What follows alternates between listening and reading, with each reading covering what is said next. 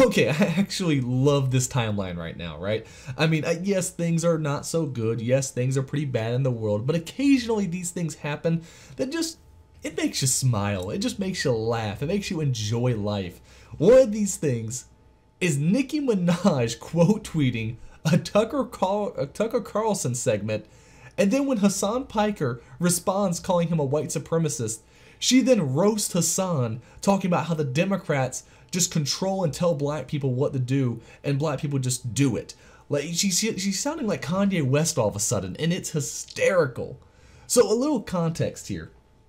She actually put out a tweet apparently talking about her cousin in Trinidad who apparently got the vaccine, and again, this is according to her, apparently his testicles became swollen, and apparently he became impotent, and his girl apparently called off their wedding. I mean, just wacky story. Now, did this really happen because of a vaccination? I doubt. I personally probably doubt it, right?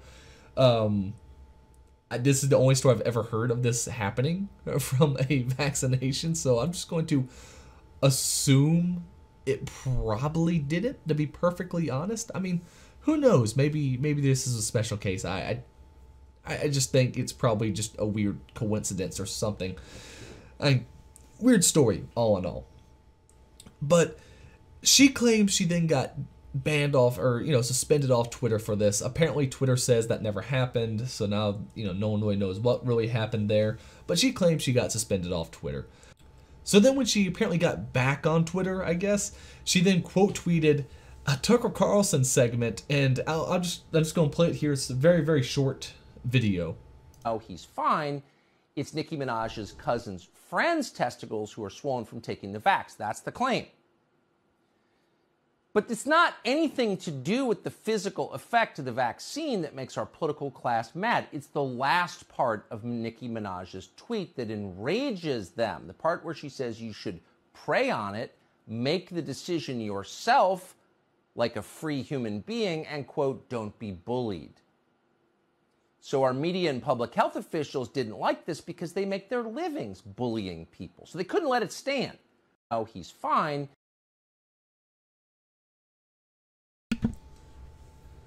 So it's already really weird, right? So we got Tucker Carlson now defending Nicki Minaj's, tweet earlier on, where she's basically saying, hey, don't just jump right into getting the vaccine, definitely make sure you're comfortable with your decision, all that. And guess what? I agree with her on that to a certain extent. I never thought I'd ever say that. I realized that. I never thought I'd ever say I agree with Nicki Minaj on something. I always say just ask your doctor, talk to your doctor. If they say get it, get it. If they say, maybe you should wait, then wait. Just listen to your doctor. But I mean, her saying, make sure you're comfortable with the decision. Yeah, true. So, of course, Tucker defends that tweet, and she then puts it out there with, an arrow saying, yes, definitely. That's right on target, right? Fantastic. And so Hassan Piker decides to put underneath, he's a white nationalist, right? Now, Hassan he's a terrible person in general. I think everyone knows that at this point, but just awful human being. Like, I think he insulted, he said, Dan Crenshaw, his eye got effed out by some brave terrorist, just awful things. So he's already a terrible person as is, but, calling Tucker a white nationalist without anything really, of course, to really back it up, because, of course, talking about, preserving culture is the equivalent of white nationalism these days. And Nicki actually responded to it. So she said, right, I can't speak to, agree with, or even look at someone from a particular political party. People aren't human anymore. If you're black and a Democrat tells you to shove marbles up your ass, you simply have to. If another party tells you to look out for that bus, stand there and get hit. I mean, this is, to me, just, oh God, I'm loving it. I love the infighting. I absolutely love it because, this happened with Kanye, right? This happened when Kanye decided to step out and say a couple things against the Democrat Party. And to be honest, he's not really that much of a Republican at all.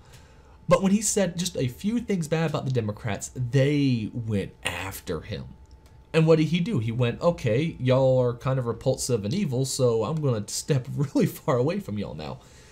Nicki Minaj, maybe do the same thing. I mean, she had that tweet not, a few years ago, I think. Maybe, I'm not sure exactly how. I think it was a few years ago, talking about, like, where's her tax money going to? Who's it really helping, right? She's already on a little bit of the right path here. I mean, again, not someone who I'd want my kid looking up to. Not a good person at that level. But, you know what? Culture is what really matters, right? Culture is what really matters at the end of the day. Laws do not matter a lick if there's not a culture that agrees with those laws, right? There are crazy laws we have on the books that we don't enforce just because culturally it doesn't make any sense to. We don't agree with them anymore. We haven't removed them, we just choose not to enforce them. Culture is all that matters at the end of the day. It's why I constantly talk about how I wish more people would do stuff like go to church. And, this is kind of weird talking about something involving Nicki Minaj, but I want people to go to church. I want people to, of course, get married, start families, have kids. I believe that is the best culture possible. That will help create the best culture possible for just all of us as a whole. But it's, there are people like this, like Nicki, who I disagree with on many, many, many levels. But her now taking a stand saying, hey, you know what, we should be allowed to talk to other people. We should we should be allowed to have these conversations in the open. That is a positive step it's a positive step to the right side. All right, this does help shift the Overton window. Right now, the Overton window has been slammed so far to the left when it comes to free speech and what you're allowed and what you're not allowed to say. The left has dominated this conversation. And as more people are realizing, you know what, I'm not allowed to say things I used to, this is kind of messed up. We might be able to start seeing the Overton window shift back further to the right. I mean, I want it back to the ways it was in that kind of the, late 90s and stuff, where it was say whatever the heck you want to say, right? I mean, South Park did the whole episode on why hate crimes are stupid and why you should be allowed to say the F word. And by the F word, I mean the slur for gays. Of course, their reasoning was that everything should be allowed to be, you shouldn't judge people based on, their reasons of why they wanted to commit the crime. And when it came to like words, they're just words, right? They're insults, it shouldn't be anything more than that.